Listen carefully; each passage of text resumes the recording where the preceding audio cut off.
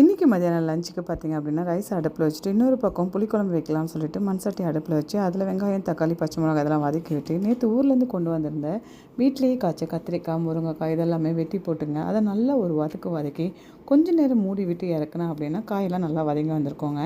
இந்த புளிக்குழம்புக்கு கத்திரிக்காய் முருங்கைக்காய் இதெல்லாம் போட்டு வைக்கும்போது குழம்பு ரொம்பவே டேஸ்ட்டாக வரும். அதுக்கப்புறம் பார்த்திங்கன்னா நான் ஏற்கனவே கரைச்சி வச்சுருந்தேன் அந்த புளி தண்ணியும் சேர்த்து கொஞ்சம் நேரம் குழம்பு ஒரு பக்கம் கொதிக்க விட்டுட்டேன். இன்னொரு பக்கம் சோறு நல்லா வெந்து வந்துருந்துச்சு. சரின்னு சொல்லிட்டு அதையும் நான் வடித்து ஒரு பக்கம் விட்டுட்டு முருங்கைக்கீரையும் ஊர்லேருந்து கொண்டு வந்திருந்தேங்க. அதையும் வெங்காயம் பச்சை மிளகாய் இதெல்லாம் போட்டு நல்லா வதக்கி விட்டு கழுவி வச்சு இந்த கீரையும் போட்டு நல்லா வதக்கி விட்டு கொஞ்சம் நேரம் மூடி விட்டு வேக விட்டால் முருங்கைக்கீரை ரெடி ஆகிடுச்சுங்க. அது கூட கொஞ்சம் ஒரு கைப்பிடி தேங்காய் பூ சேர்த்து நல்லா வதக்கி எடுத்தால் இன்னமும் டேஸ்ட்டாக இருக்கும். முருங்கைக்கீரை ரெடி ஆனதுக்கப்புறம் நான் புதினா துவையலுக்கு கொஞ்சம் பொருள் எல்லாத்தையுமே ரெடி பண்ணி வச்சுருந்தேன். புதினா துவையலுமே செய்து முடிச்சிட்டேன். இதோட லிங்க்கை நான் டிஸ்கிரிப்ஷனில் போட்டு விட்றேன், பாருங்கள் மறக்காமல். இந்த புதினா துவையல் ரொம்பவே டேஸ்ட்டாக இருக்குங்க.